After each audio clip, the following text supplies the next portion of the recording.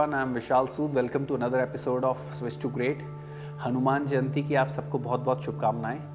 And I thought that who could be the better person to learn about values and achieving your greatness than Hanumanji itself. He was the epitome of what a person can be, or if it is possible. I think it is impossible to inculcate all the qualities जो हनुमान जी के अंदर सारी qualities थी, उनको inculcate करना मैं तो मानता हूँ impossible है, पर हम जितनी भी inculcate कर पाए. He was embodiment of what a perfect person could be.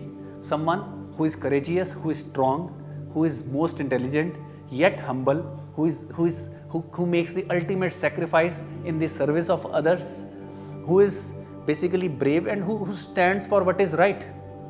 और टेम्पटेशन से वो परे थे. He was a celebrate for life. तो मेरे को लगता है कि ही एक परफेक्ट जो वैल्यू हम किसी में अगर देख सकते हैं तो वो हनुमान जी में थी. तो उनसे हम आज की डेट में क्या लेसन्स ले सकते हैं जो हमारी लाइफ को एक बेटर लाइफ बनाए. तो सबसे पहले उनकी लाइफ का लेसन उनके नाम से ही आता है. हनुमान वर्ड का मतलब है डिसफिगर्ड जॉ. उनकी लाइफ, उनसे जो पहला लेसन हम सीख सकते हैं उनके नाम के मतलब से ही आता है. हनुमान शब्द का संस्कृत में मतलब है disfigured jaw. So what it means is that your looks do not matter, what you look like do not matter. what matters is आपके अंदर की qualities. So it is more important to be a better person, a strong person, a healthier person, a person who is loyal, a person who is brave rather than to be a good looking person. तो beauty is not superficial. आज अगर हम अपने मन में सोचें और हनुमान जी के बारे में सोचें तो हमें उनसे ज़्यादा सुंदर चीज़ कोई अपने मन में हम इमेजिन भी नहीं कर सकते. So what it means is your look of your face will not matter. आपका करेक्टर मैटर करेगा. Second thing that we can learn from Hanuman ji is humility. Despite being all powerful, despite being incarnation of Lord Shiva himself, he could have killed Ram at any point of time. And he was humble enough to, because he believed that it was the revenge of Lord Ram, and he was despite being so powerful, he basically gave himself to the service of Lord Ram towards his goal.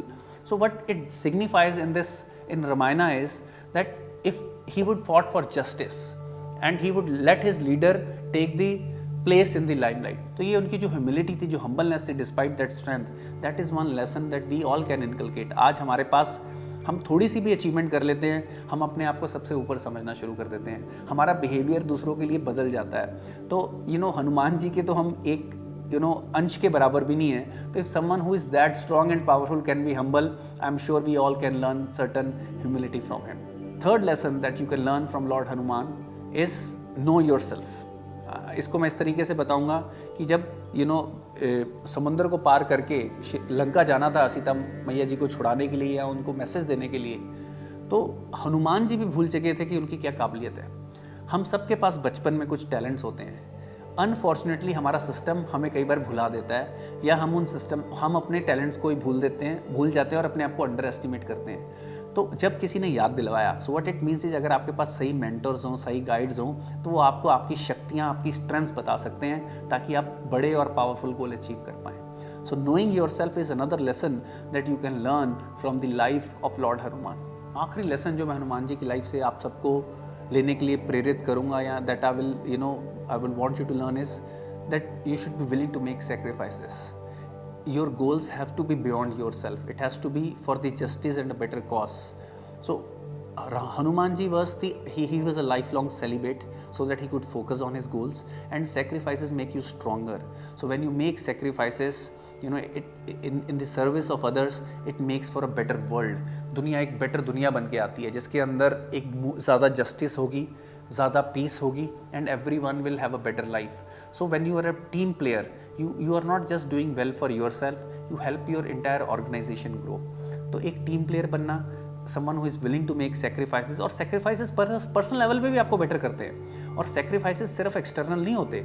जब आप pizza या burger का sacrifice करते हो, आपको अच्छी सेहत मिलती है. जब आप बेसिकली बुरे थॉट्स को सेक्रीफाइस करते हो, जेलसी को सेक्रीफाइस करते हो, तो you get peace of mind. So sacrificing your own version that you are today, version 1.0 से वर्जन 2.0 बनाना, I think that is the biggest sacrifice that you can make, and that is I think one of the biggest lesson you can learn on this Hanuman Jayanti from Lord Hanuman.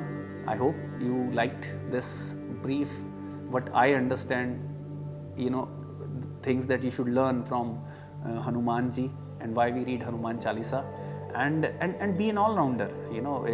एक हनुमान चालीसा में line है, अंतकाल रघुपरपुर जाई, जहाँ जन्म हर भक्त कहाई, और देवता चितना धरई, हनुमत से ही सर्व सुख करई।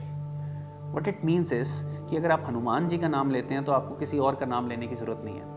So basically इसका डीपर मतलब ये है कि अगर आपके अंदर हनुमान जी वाली क्वालिटीज़ हैं, यू आर सॉर्टेड, आपका निर्वाणा हो गया।